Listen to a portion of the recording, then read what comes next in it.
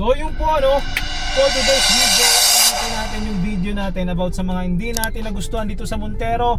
Pero this time, medyo kukumpletuhin na natin dahil may mga nadagdag tayo na hindi natin gusto dito sa Montero. Again, perspective ko to, opinion ko lang to. At kung iba yung opinion opinion ninyo, wala namang kaso yun, no? Basta para sa akin, ito yung mga sa tingin ko na kaya pa sanang ayusin, pero andyan na yan, hindi na natin mababago. Let's go! Tara! Ikutan natin!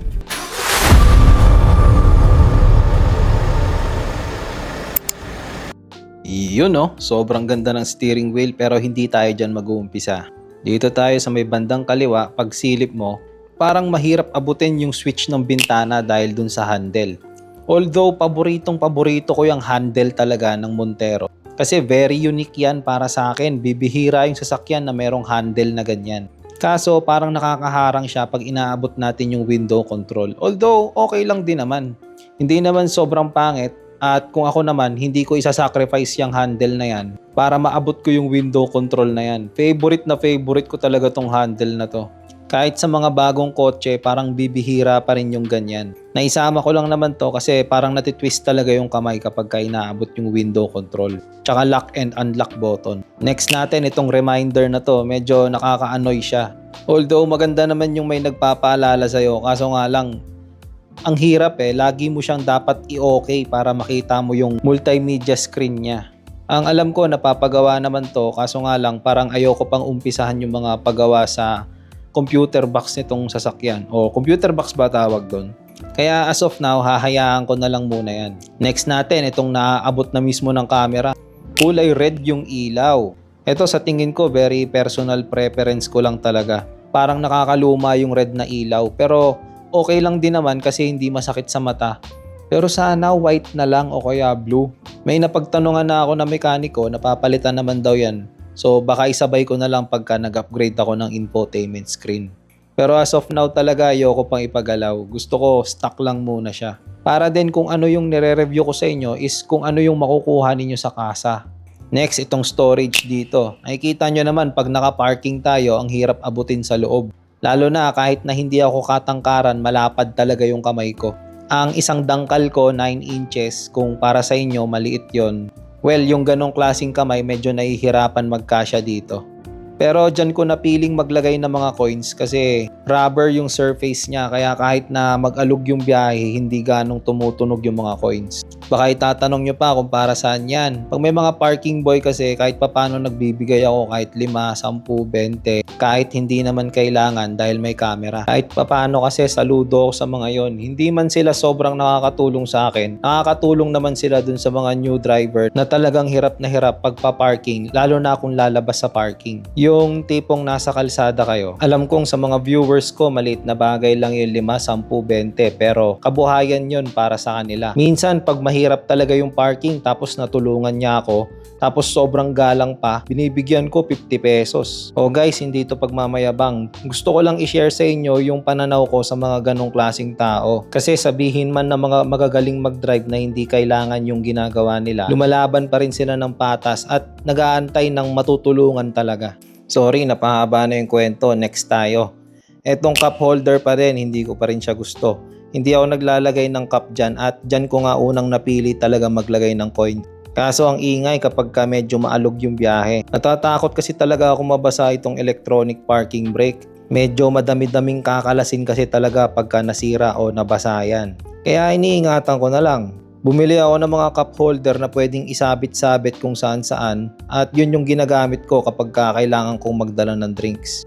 Wala, tayo na lang ang mag-a-adjust para maging maayos yung sasakyan natin. Tsaka sa mga napanood ko, common na pala talaga sa ibang sasakyan na merong cup holder dyan. So tingin ko hindi naman nagkakamali si Montero. Yung iba nga nasa taas pa ng shifter. Katulad nung Toyota Fortuner. Kung ako lang tatanungin, mas delikadong mabasa yung shifter kumpara sa electronic parking brake. Kaya sa mga may cup holder dun sa may shifter nila, ingat-ingat na lang din kayo. Mas maigi na yung ingatan kaysa magpapagawa tayo lalo na kung bago lang yung sasakyan natin. Eto, next natin, dampen glove box. Nung una, sabi ko, premium na premium yung pakiramdam. Kaso tuwing may kukunin ako, parang ang bagal, no? Maarte lang talaga ako, alam ko yun yung sasabihin ninyo.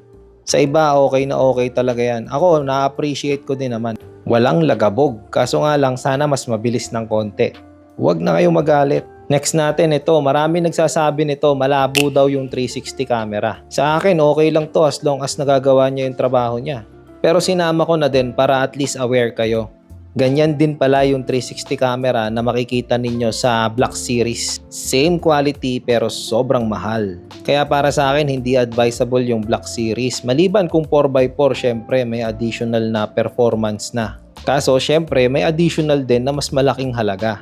O guys, usapang value for money lang ha. Wala akong sinabing pangit yung Black Series.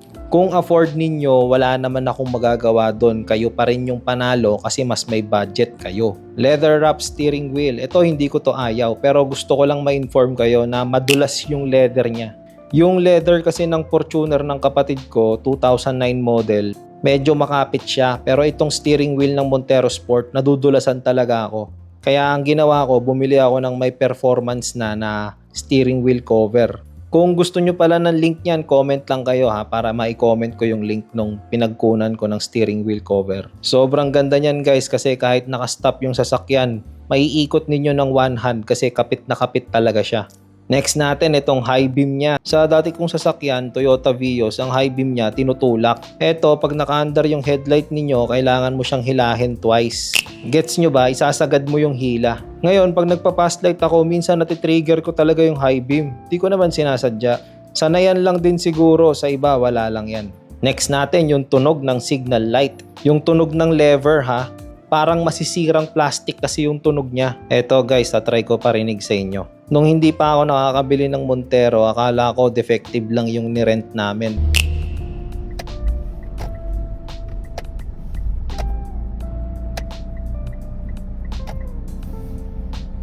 Guys, dinig ba? Parang nababali na plastic yung tunog niya. Next natin, ito, wala talaga siyang cup holder.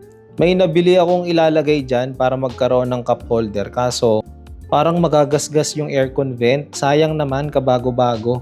So, ang ginawa ko, tinabi ko na lang muna. Again, meron naman akong binili na sinasabit-sabit lang na cup holder. Sayang lang, hindi ko na videohan. Para napakita ko sana sa inyo. Yan o, may space naman, 'di ba? Sana nilagyan ni Montero para man lang nakakapagpalamig tayo ng drinks. Yung higher variant nga ng Toyota, may cooling system yung upper glove box eh. May cup holder pa. Kaya naman sana lagyan yan, kaya ito talaga yung isa sa mga reklamo talaga para sa akin. Next natin, nag-auto unlock pag parking mode. Para sa akin, parang unsafe siya, lalo na katulad ngayon, nakapark lang ako. Halimbawa, nag-arrive kayo sa isang lugar na merong mga nangangatok, nanlilimos or nangungulit. May mga ganong lugar, di ba? Pagka shift mo sa parking mode, mag-open yung lock ng pinto mo na very unsafe para sa akin.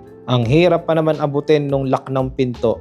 Naipasok ko pa yon. Next natin, piano block yung handle ng second row door. Hindi na ako umaasang mame-maintain yan.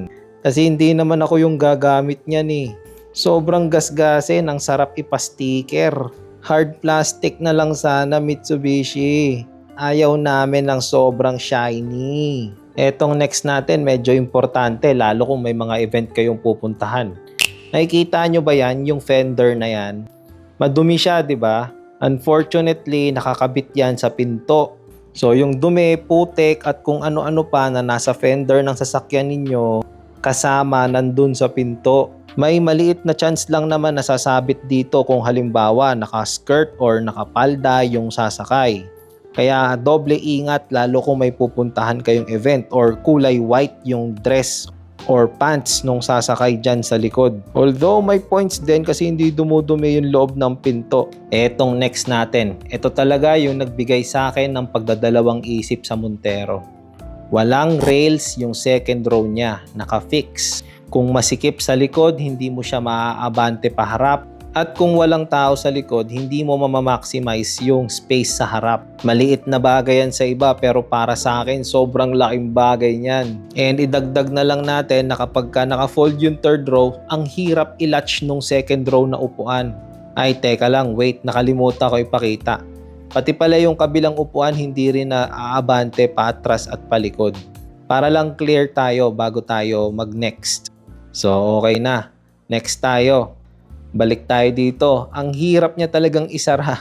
Parang last week ko lang na-discover to nung talagang lagi nang naka-fold yung third row ko kasi may mga gamit na sa likod. Pinaba ko pa talaga yung cellphone ko kasi hindi talaga kaya ng isang kamay lang. Bali, hinila ko pa yung upuan ng third row pataas para malatch ko yung second row. Bali, yun lang guys. Nga pala, papakita ko sa inyo yung itsura ng mga kulay red na ilaw kung bakit ayoko siya kapag ka madilim. Lalo kung gabi, di ba?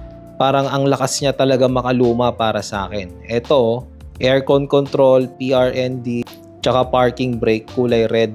Dahil dyan naisip namin ng asawa ko na lagyan ng red tone yung mga accessory sa loob ng sasakyan.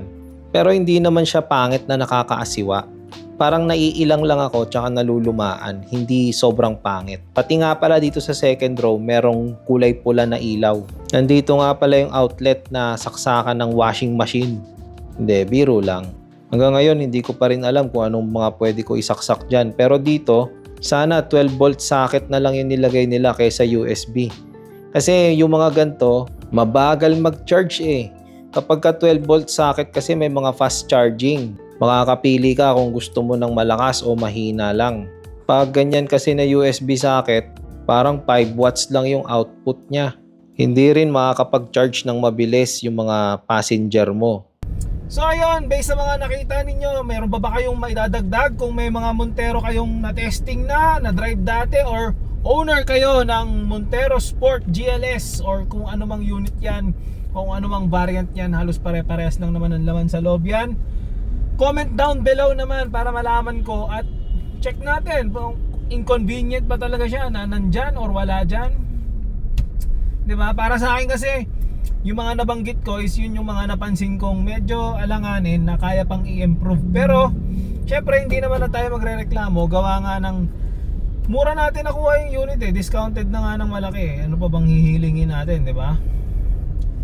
So paano? Hanggang sa susunod na video natin ulit. Ang susunod kong video is yung mga nagustuhan ko naman sa Montero overall, lahat-lahat na yung buong unit na natin, no? So paano? Hanggang dito na lang muna yung video natin. Lalarga muna ako, gagala muna ako. Let's go!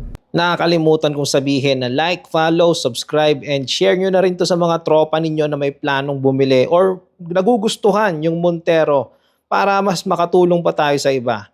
Peace!